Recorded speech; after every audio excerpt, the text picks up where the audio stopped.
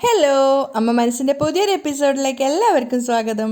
Channel ആദ്യമായിട്ട് കാണുന്നവരാണെങ്കിൽ ഒന്ന് സബ്സ്ക്രൈബ് ചെയ്തിട്ട് ലൈക്ക് ചെയ്യണേ. ജാനകി വീണത് പ്രിയ വന്ന് പറഞ്ഞപ്പോൾ ചന്ദ്രിക ഓടി രക്ഷിക്കാൻ വേണ്ടി പോയതാണ്. എന്നിട്ട് വെള്ളമൊക്കെ കുടഞ്ഞിട്ടാണ് ബോധം കെട്ടിടത്തുനിന്ന് ജാനകിനെ എഴുന്നേൽപ്പിക്കുന്നത്. എന്നിട്ട് സ്നേഹത്തോടെ പറയുന്നുണ്ട്, എന്താ അമ്മ വീട്ടിൽ ആരും ഇല്ലാത്ത സമയത്ത് ശ്രദ്ധിക്കണ്ടേ എന്നൊക്കെ പറഞ്ഞിട്ട് പറയുന്ന സമയത്ത് ജാനകി ദേഷ്യത്തോടെ പറയാണ്, ഞാൻ വീണതിൽ നിനക്കായിരിക്കും ഏറ്റവും കൂടുതൽ സന്തോഷം, ഞാനില്ലെങ്കിൽ നിനക്കാണല്ലോ ഏറ്റവും കൂടുതൽ ഭാഗ്യം. അപ്പോൾ ചന്ദ്രിക സങ്കടത്തോട് ചോദിക്കുകയാണ്, എന്താ അമ്മ ഇങ്ങനെയൊക്കെ സംസാരിക്കുന്നത്? ഞാനില്ലാതായാ നിനക്ക് ഈസിയായിട്ട് സിധുവിനെ കല്യാണം കഴിക്കാമല്ലോ അല്ലേ? ആ കുഞ്ഞിൻ്റെ മുന്നിൽ വെച്ചിട്ട് അങ്ങനെയൊക്കെ പറയുന്ന കേട്ടപ്പോൾ ചന്ദ്രികയ്ക്ക് വല്ലാത്ത നാണക്കേട് തോന്നുകയാണ്. അവൾ സങ്കടത്തോടെ പറയുന്നുണ്ട്, എന്താ അമ്മ ഇങ്ങനെയൊക്കെ സംസാരിക്കുന്നേ? നിങ്ങളുടെ സമ്മതമില്ലാതെ ഞങ്ങളുടെ കല്യാണം എങ്ങനെ നടക്കാനാ? അപ്പോൾ ജാനകി പുച്ഛത്തോടെ പറയാണ്, കിഴക്കിൽ ഉദിക്കുന്ന സൂര്യൻ പടിഞ്ഞാറ് ഉദിച്ചാലും ഞാൻ എൻ്റെ തീരുമാനം മാറ്റാൻ പോകുന്നില്ല. നിന്നെ ഒരു ജന്മത്തിലും എൻ്റെ മോന് കല്യാണം കഴിച്ച് കൊടുക്കില്ല. ഞങ്ങൾക്ക് എല്ലാ അർത്ഥത്തിലും മേഘയാണ് തുണയായിട്ടുണ്ടായിരുന്നത്. അപ്പോൾ ചന്ദ്രിക സങ്കടത്തോടെ തലതാഴ്ത്തുകയാണ്. അവളെ മാത്രമേ സിദ്ധാർത്ഥനെ കൊണ്ട് വിവാഹം ചെയ്യിപ്പിക്കുള്ളൂ. ജാനകി ഉറച്ച തീരുമാനത്തോടെയാണ് പറയുന്നത്. ചന്ദ്രിക ഒന്നും മിണ്ടാതെ കണ്ണുനീരോടെ നിൽക്കുകയാണ്. അപ്പോൾ ജാനകി പറയുന്നുണ്ട്, നിന്റെ അച്ഛൻ എന്ന് പറഞ്ഞു കഴിഞ്ഞാൽ ഒരു അവസരവാദിയാണ്. അത് കേട്ട സമയത്ത് ചന്ദ്രികയ്ക്ക് സഹിക്കാനാവുന്നുണ്ടായിരുന്നില്ല. കാരണം അവളെക്കുറിച്ച് പറഞ്ഞത് മുഴുവൻ അവൾ കേട്ട് നിന്നിട്ടുണ്ടായിരുന്നു. പക്ഷെ അവളുടെ അച്ഛനെക്കുറിച്ച് പറയുന്ന സമയത്ത് അവൾക്ക് സങ്കടം സഹിക്കാനാവുന്നുണ്ടായിരുന്നില്ല. ചന്ദ്രിക സങ്കടത്തോടെ ജാനകിയോട് പറയുന്നുണ്ട്, നിങ്ങൾ ഇത്രയും വർഷം എൻ്റെ അച്ഛൻ്റെ കൂടെ ജീവിച്ചിട്ടും അദ്ദേഹത്തെ മനസ്സിലാക്കിയില്ലല്ലോ എന്ന് ഓർക്കുമ്പോൾ എനിക്ക് വല്ലാത്ത സങ്കടം തോന്നുന്നു അമ്മ. ജാനകി പക്ഷെ പുച്ഛത്തോടെയാണ് കേട്ട് നിൽക്കുന്നത്. അപ്പോൾ ചന്ദ്രിക പറയുന്നുണ്ട്, ഒരുത്തരെ പറ്റി ശരിയായി മനസ്സിലാക്കാതെ അവരെക്കുറിച്ച് മോശമായി സംസാരിക്കാതിരിക്കമ്മ. മതി, നിർത്ത് ചന്ദ്രിക. നീ ഒരുപാട് അങ്ങോട്ട് ആളായിട്ട് സംസാരിക്കാൻ നിൽക്കണ്ട. ആദ്യം നീ ഇവിടുന്ന് എഴുന്നേറ്റ് പോ. അപ്പോഴും ചന്ദ്രിക സങ്കടത്തോടെ പറയുന്നുണ്ട്, അമ്മ ഞാൻ പോവാം, അതിനു മുന്നേ ഞാൻ നിങ്ങളെ റൂമിൽ കൊണ്ട് വിട്ടിട്ട് പോവാം. അത് കേട്ട സമയത്ത് ജാനകി ദേഷ്യത്തോടെ പറയാണ്, എനിക്ക് എൻ്റെ റൂമിലേക്ക് പോവാൻ അറിയാം, ആദ്യം നീ ഇവിടുന്ന് പോവാൻ നോക്ക്. അത് കേൾക്കുന്ന സമയത്ത് പ്രിയക്ക് പോലും സങ്കടം തോന്നുന്നുണ്ടായിരുന്നു. ആ കുഞ്ഞിൻ്റെ മനസ്സ് പോലും വിഷമിക്കുന്നുണ്ടായിരുന്നു. അപ്പോൾ ചന്ദ്രികയെ സങ്കടത്തോടെ പറയുന്നുണ്ട്, എന്നെ നിങ്ങൾ മഹേന്ദ്ര സാറിൻ്റെ മോളായിട്ട് കണ്ടിട്ടില്ലേലും വേണ്ട, ഇവിടുത്തെ ഒരു ജോലിക്കാരിയായിട്ട് കണ്ടാലും മതി. വാ മേഡം, ഞാൻ നിങ്ങളെ റൂമിലാക്കിയിട്ട് പോവാം. അപ്പോൾ ദേഷ്യത്തോടെ ജാനകി പറയുന്നുണ്ട്, വേണ്ട, എനിക്ക് നിന്നെപ്പോലെ വിശ്വാസവഞ്ചന കാണിക്കുന്ന ഒരുത്തിയുടെ ഒരു സഹായവും വേണ്ട. നിന്നോട് ഞാൻ ഇവിടുന്ന് പോവാനാ പറഞ്ഞത്, പറയുന്നത് കേട്ടില്ലേ എന്നും പറഞ്ഞ് ദേഷ്യത്തോടെ നിൽക്കുകയാണ്. അപ്പോൾ ചന്ദ്രിക സങ്കടത്തോടെ പ്രിയയോട് പറയുന്നുണ്ട്, മോളെ ജാനകി അമ്മായി നോക്കിക്കോ, ഞാൻ പോവാണ് എന്ന് പറഞ്ഞ് വിഷമത്തോടെ ചന്ദ്രിക അവിടുന്ന് എഴുന്നേറ്റ് പോവാണ്. ചന്ദ്രിക പോയതിന് ശേഷം ജാനകി പ്രിയയോട് പറയുന്നുണ്ട്, പോയിട്ട് ആരതിയെ വിളിച്ചുകൊണ്ട് വരാൻ. അപ്പോൾ ആരതിയെ വിളിക്കാൻ വേണ്ടിയിട്ട് പ്രിയ പോകുന്ന സമയത്തൊക്കെ ജാനകിക്ക് നന്നായിട്ട് തലവേദനിക്കുന്നുണ്ടായിരുന്നു. കാരണം തലയടിച്ചിട്ടാണ് അവർ വീണിട്ടുണ്ടായിരുന്നത്. ഇരുട്ടി തുടങ്ങിയ സമയത്ത് ചന്ദ്രിക മാത്രമേ വീട്ടിലുണ്ടായിരുന്നുള്ളൂ. അവൾ ജാനകി പറഞ്ഞതൊക്കെ ആലോചിച്ച് സങ്കടത്തോടെ ഇരിക്കുകയാണ്. അപ്പോഴാണ് കയ്യിലൊരു ചെറിയ കവറുമായിട്ട് മഹേന്ദ്രൻ അങ്ങോട്ടേക്ക് വന്നത്. മഹേന്ദ്ര വന്നപ്പോൾ തന്നെ ചന്ദ്രികയോട് ചോദിക്കുന്നുണ്ട്, ലക്ഷ്മിയും മലരും ഒക്കെ എവിടെ പോയിന്ന്. അവർ രണ്ടുപേരും ക്ഷേത്രത്തിൽ പോയിരിക്കുകയാണ്. ചന്ദ്രിക സങ്കടത്തോടെ പറഞ്ഞപ്പോൾ മഹേന്ദ്രൻ പറയുന്നുണ്ട്, എനിക്ക് കുറച്ച് വെള്ളം കുടിക്കാൻ തരുമോന്ന്. ഓ തരാമെന്ന് പറഞ്ഞിട്ട് വേഗം ചന്ദ്രിക വെള്ളം എടുത്ത് കൊടുക്കുകയാണ്. ആ സമയത്ത് ചന്ദ്രികയുടെ മുഖത്തുണ്ടായിരുന്ന ആ ഒരു സങ്കടം കണ്ടപ്പോൾ മഹേന്ദ്രൻ ചോദിക്കുന്നുണ്ട്, എന്താ പറ്റിയെന്ന്. ഏയ് ഒന്നുമില്ല എന്നൊക്കെ അവൾ പറയുകയാണെങ്കിലും വീണ്ടും നിർബന്ധിക്കുകയാണ്. മഹേഷും മേഘയും നിന്നെ എന്തെങ്കിലും തരത്തിൽ ഉപദ്രവിച്ചോ എന്നൊക്കെ ചോദിക്കുന്ന സമയത്ത് ചന്ദ്രിക സങ്കടത്തോട് പറയുന്നുണ്ട്, ഏയ് അങ്ങനെയൊന്നുമില്ല, പിന്നെ എന്തോ ഒരു പ്രശ്നമുണ്ട്, നിന്റെ മുഖം കണ്ടാൽ അറിയാം. അത് രാവിലെ ജാനകി അമ്മ വീണിട്ടുണ്ടായിരുന്നു. അയ്യോ, ജാനകി വീണെന്നോ? അത് കേട്ടത് മഹേന്ദ്ര ഷോക്കാവാണ്. എന്നിട്ട് അവൾക്ക് എന്താ പറ്റിയത്? അവൾക്ക് എന്താ സംഭവിച്ചത്? മഹേന്ദ്ര വല്ലാത്ത വിഷമത്തിലും തത്രപ്പാടിലാണുള്ളത്. അപ്പോൾ ചന്ദ്രിക പറയുന്നുണ്ട്, നിലത്ത് വീണ സമയത്ത് ചെറുതായിട്ട് തലക്ക് അടി കൊണ്ടിട്ടുണ്ടായിരുന്നു. പക്ഷേ അവരെന്നെ ഒന്നും ചെയ്യാൻ അനുവദിച്ചില്ല. എന്നോട് വല്ലാതെ ദേഷ്യത്തോടെയാണ് പെരുമാറിയത്. അതുകൊണ്ട് എനിക്ക് ഇങ്ങോട്ടേക്ക് തിരിച്ചു പോരേണ്ടി വന്നു. അച്ഛൻ വേണമെങ്കിൽ പോയിട്ടൊന്ന് നോക്കിയിട്ട് വരാമോ? ആ ഞാൻ ഇപ്പം തന്നെ പോവാം. അദ്ദേഹം വേഗം വെള്ളത്തിൻ്റെ ഗ്ലാസ്സൊക്കെ ചന്ദ്രയ്ക്ക് കൊടുത്തിട്ട് ഓടിയിട്ട് വീട്ടിലേക്ക് പോവുകയാണ്. ജാനകി ജാനകി എന്ന് വിളിച്ചുകൊണ്ടാണ് പോകുന്നത്. പക്ഷേ സിറ്റ് ഔട്ടിൽ നിന്ന് കയറാൻ നോക്കുമ്പോഴേക്കും മേഘ തടയുകയാണ്. മേഘക്കൊപ്പം തന്നെ മുത്തശ്ശി ഉണ്ടായിരുന്നു. എന്തിനാ ഉള്ളിലേക്ക് വരുന്നത്? മേഘ ദേഷ്യത്തോട് ചോദിക്കുകയാണ്. എനിക്ക് ജാനകിയെ കാണണം, മഹേന്ദ്രൻ പറയുന്നുണ്ട്. അവർ നിങ്ങളെ കാണാൻ ആഗ്രഹിക്കുന്നില്ല. ഞാൻ വന്നിട്ടുണ്ടെന്ന് ജാനകിയോട് പോയിട്ട് പറ, മഹേന്ദ്രൻ പറയുന്നുണ്ട്. അപ്പോൾ മേഘയും ദേഷ്യത്തോട് പറയാണ്, നിങ്ങളുടെ മുഖം കണ്ടാൽ തന്നെ ദേഷ്യം വരുന്ന ആൾക്കാരോട് ഞാൻ എന്താ പോയിട്ട് പറയേണ്ടത്?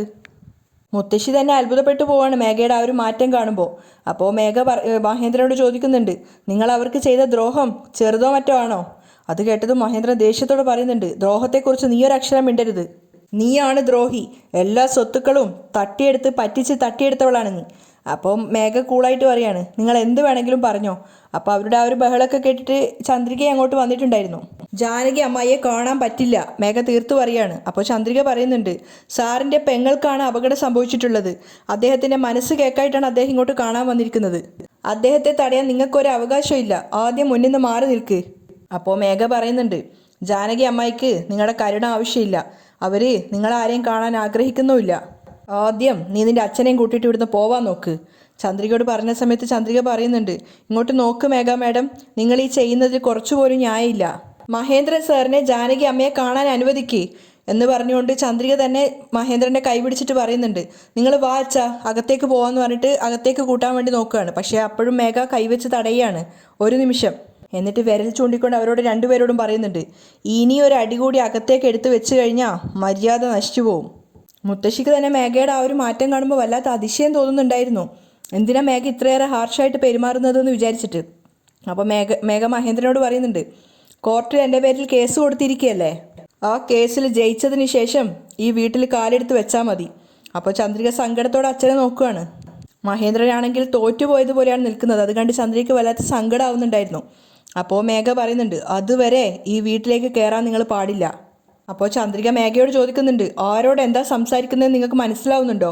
അതെ, മനസ്സിലാക്കിക്കൊണ്ട് തന്നെയാണ് സംസാരിക്കുന്നത്. മേഘയും വിട്ടുകൊടുക്കുന്നില്ല. ആദ്യം ഈ വലിയ മനുഷ്യനെയും കൂട്ടിയിട്ട് പുറത്തേക്ക് പോ, ചന്ദ്രികയോട് പറയാണ്. അപ്പോൾ ചന്ദ്രിക ചോദിക്കുന്നുണ്ട്, മേഘ മാഡം എന്താ സംസാരിക്കുന്നതെന്ന് മനസ്സിലാക്കിയിട്ടാണോ നിങ്ങൾ ഈ സംസാരിക്കുന്നത്? മേഘയുടെ മുഖത്തേക്ക് തന്നെ നോക്കിയിട്ട് മഹേന്ദ്രൻ ചന്ദ്രികയോട് പറയുന്നുണ്ട്, ചന്ദ്രിക അവളൊരു രാക്ഷസിയാണ്, എന്തിനാ നീ അവളോട് വെറുതെ പോയി സംസാരിക്കുന്നത്? അത് കേട്ടപ്പോൾ മേഘയ്ക്ക് ദേഷ്യം വന്നിട്ട് മഹേന്ദ്രനെ നോക്കുന്നുണ്ട്.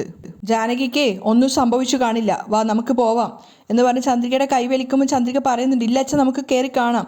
വേണ്ട എന്ന് പറഞ്ഞിട്ട് മഹേന്ദ്രൻ അവളെയും കൂട്ടി പോവുകയാണ്. അവർ രണ്ടുപേരും അവിടുന്ന് പോയ സമയത്ത് മുത്തശ്ശി മേഘയോട് ചോദിക്കുകയാണ്, എന്തിനാ മോളെ മേഘ നീ ഇങ്ങനെ സംസാരിക്കുന്നത് അവരുടെ അടുത്ത്? മഹേന്ദ്രൻ വന്ന് ജാനകിയെ കണ്ടിട്ട് പോവുകയാണെ പോയിക്കോട്ടെ, അതിനിപ്പോൾ എന്താ സംഭവിക്കാൻ പോകുന്നത്? അപ്പോൾ മേഘ പറയുന്നുണ്ട്, ഇല്ല മുത്തശ്ശി, മഹേന്ദ്രനെയും ജാനകിയെയും ഒരിക്കലും തമ്മിൽ ഒന്നു ചേരാൻ അനുവദിക്കരുത്. സിദ്ധു എന്നെ കല്യാണം കഴിക്കണമെങ്കിൽ മഹേന്ദ്രനും ജാനകിയും ജന്മവിരോധികളായിരിക്കണം, അപ്പോഴേ നമ്മൾ വിചാരിച്ചതുപോലെ കാര്യങ്ങൾ നടക്കുള്ളൂ. മേഘ പറഞ്ഞപ്പോഴാണ് മുത്തശ്ശിക്ക് മനസ്സിലായത്, നീ പറഞ്ഞത് ശരിയാണ്, അവർ രണ്ടുപേരും ഒന്നു ചേരാതിരുന്നാൽ മാത്രമേ നമ്മൾ വിചാരിച്ചതുപോലെ കാര്യങ്ങൾ നടക്കുള്ളൂ. മേഘ ശക്തമായൊരു പ്ലാൻ തന്നെയാണ് തയ്യാറാക്കിക്കൊണ്ടിരുന്നത്. അതേസമയം രാത്രിയായപ്പോൾ മുറ്റത്തിരുന്ന് പാത്രങ്ങളൊക്കെ കഴുകിക്കൊണ്ടിരിക്കുകയാണ് ചന്ദ്രിക. അങ്ങോട്ടേക്ക് സിദ്ധാർത്ഥ് വന്നിട്ടുണ്ടായിരുന്നു. ആദ്യമൊന്നും സിദ്ധാർത്ഥിനെ ചന്ദ്രിക കണ്ടിട്ടുണ്ടായിരുന്നില്ല. കുറച്ച് കഴിഞ്ഞപ്പോഴാണ് കാണുന്നത്. ആ സമയത്ത് അവൾ വേഗം എഴുന്നേൽക്കുന്നുണ്ട്. അപ്പോഴാണ് സിദ്ധാർത്ഥ് പറയുന്നത്, ഞാനിപ്പോൾ കുറച്ചു നേരത്തെയാണ് വീട്ടിലേക്ക് വന്നത്. എല്ലാ കാര്യങ്ങളും പ്രിയ പറഞ്ഞിട്ടറിഞ്ഞു. അമ്മ നിലത്ത് വീണതും നീയാണ് അമ്മയെ രക്ഷിച്ചതെന്ന് അറിഞ്ഞു. ഒരുപാട് നന്ദിയുണ്ട് ചന്ദ്രിക. അപ്പോൾ ചന്ദ്രിക ചോദിക്കുകയാണ്, ഇതെന്താ സർ ഇതിനൊക്കെ വന്ന് താങ്ക്സ് ഒക്കെ പറയുന്നത്? അതല്ല, നീ അമ്മയെ രക്ഷിച്ചിട്ടും അമ്മ നിന്നെ വഴക്ക് പറഞ്ഞു എന്ന് പ്രിയ പറഞ്ഞു. അത് കേട്ടതിന് ശേഷം എനിക്കെന്തോ മനസ്സിനൊരു വല്ലാത്ത സങ്കടം പോലെ. സോറി ചന്ദ്രിക. അപ്പോൾ ചന്ദ്രികയ്ക്കും ആകെ വല്ലായ്മയായിരുന്നു. ചന്ദ്രിക പറയുന്നുണ്ട്, ഇതെന്തിനാ സാർ ഇതിനൊക്കെ വന്ന് നിങ്ങൾ സോറി പറയുന്നത്? ജാനകി അമ്മ എന്താ അന്യായിട്ടുള്ള ആരെങ്കിലും ആണോ? അവർ നിങ്ങളുടെ അമ്മയാണ്, എൻ്റെ അമ്മായിയാണ്. എന്നെ വഴക്ക് പറയാനും അടിക്കാനും ഒക്കെ അധികാരമുള്ള ആൾ. അതിനുള്ള എല്ലാ അവകാശവും അവർക്കുണ്ട്. ഇപ്പം എന്താണെന്ന് വെച്ചാൽ എൻ്റെ മേൽ കുറച്ച് ദേഷ്യത്തിലുള്ളത്. തീർച്ചയായിട്ടും ആ ദേഷ്യമൊക്കെ മാറും. അന്ന് അവർ തന്നെ സ്നേഹത്തോടെ വന്ന് എന്നോട് സംസാരിക്കും. അത് കേട്ടപ്പോൾ സിദ്ധാർത്ഥ സങ്കടത്തോടെ പറയാണ്, മനസ്സ് നിറഞ്ഞുകൊണ്ടാണ് നീ എൻ്റെ അമ്മയെ അമ്മായിന്ന് വിളിക്കുന്നത്. പക്ഷേ അമ്മയാണെങ്കിൽ നിന്നെ ശത്രുവിനെ പോലെയാണ് കാണുന്നത്. നിന്നെ മാത്രമാണെങ്കിൽ കുഴപ്പമില്ലായിരുന്നു. മഹേന്ദ്രൻ അങ്കിളിനെ പോലും ഇപ്പോൾ അമ്മ അങ്ങനെയാണ് കാണുന്നത്.